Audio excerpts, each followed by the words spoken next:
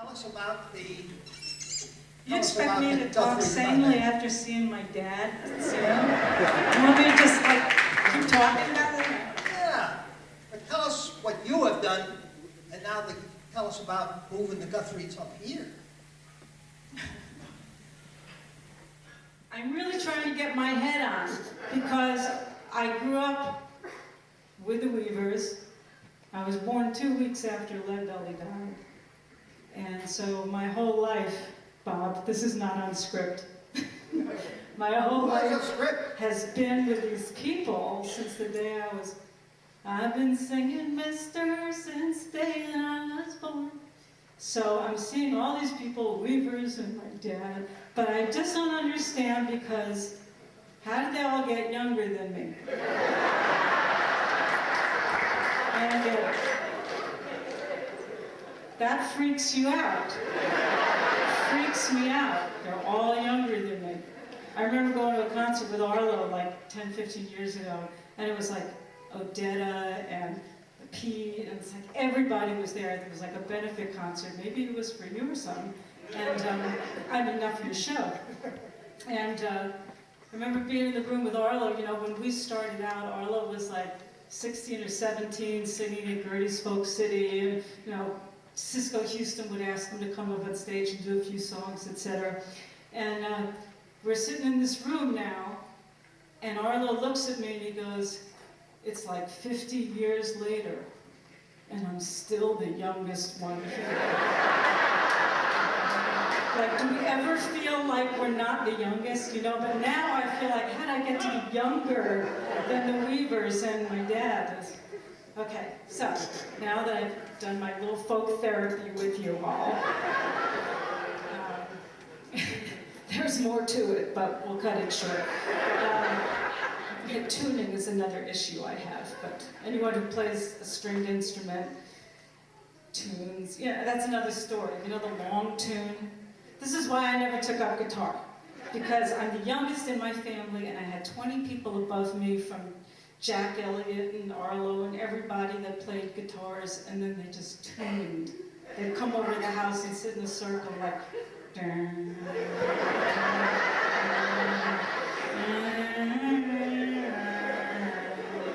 they loved it. They were all like, but I was sitting there like, I was freaking out. I was like, I decided to be a dancer instead of a tuner. Anyway, here we are in Westchester, and the reason why we're really here tonight is because of two people who fell in love at a Weavers concert years ago.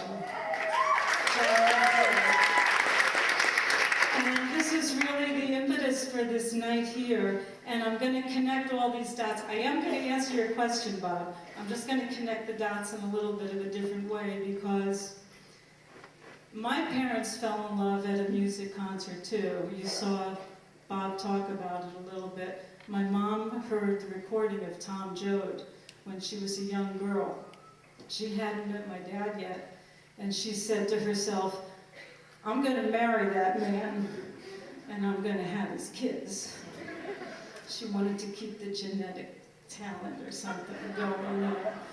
And long story short, as my dad wrote and created all the years that they were together, she was the one who saved all the papers that he had put on the floor and crumpled versions of ballads and songs and kid songs and essays and poems and art and everything.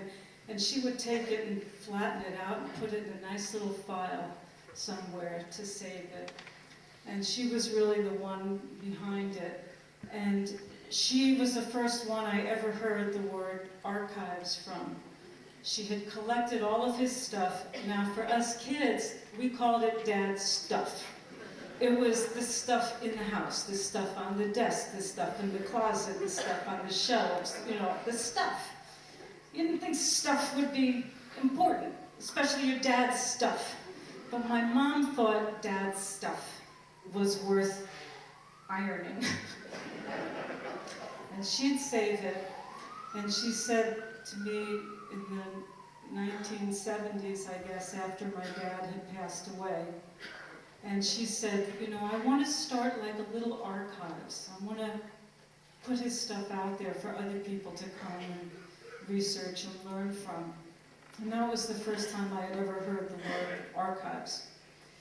And then when she died in her will in 1982, again I saw the word archives, that we should somehow collect all this stuff and preserve it. And, you know, being again the kid, I'm kind of like off in Lululand, you know, like archives, what do I know, you know? Give me the locomotion, you know, give me the Beatles. I mean, I don't know what's going on with this, but, you know, the words started to really get embedded in my whole bloodstream, actually. And lo and behold, one day I was looking at some of my dad's stuff, and I think I had like "This Land Is Your Land," like the original lyric on the desk there. And I called in a guy who was an archivist, now I knew the word, and I said, "What do you do with all this stuff?" And I was like drinking my coffee, and "This Land Is Your Land" is like on the desk, you know, and I'm like, I don't know, what should we do with this stuff, you know? And the guy said to me, like, first of all, let's just move that lyric a little bit over.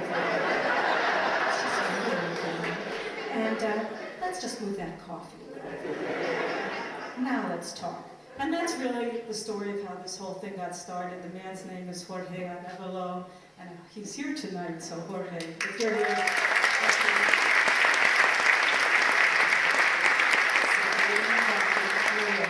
That was the first lesson in creating an archives. Do not put your coffee on the lyric. Anyway, long story short, it's been just about 20 years now.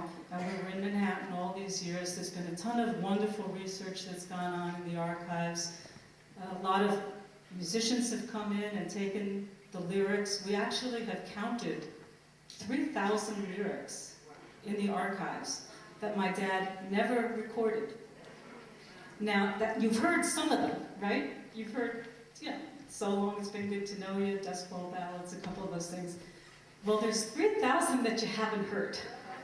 And it's been my joy to take those lyrics and to have contemporary musicians set them to music to create some new songs, and some of them you'll actually hear tonight. So that is the story of the archives, and I'll just end on one note, that the archives just actually moved out of Manhattan, and we're up in Westchester now. We just moved this week, so we're really tired. And we're up in Mount Kisco, and please check on our website and think of things that we can do to work in your community, school groups, etc. We do exhibits and all kinds of other things. But just check our website out and call us, and we'll think of something we can all do together. All right?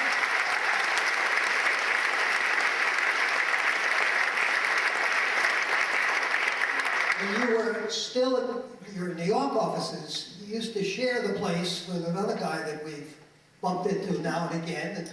Oh, him. Yes. Well, I had the joy of sharing this suite for many, many years. First off, with Harold Leventhal, who paid us a tribute to tonight, and another man who we worked very, very closely with again since I was a little kid, Mr. Fred Hellerman. So am I bring him out? I think you should. Freddie, come on out.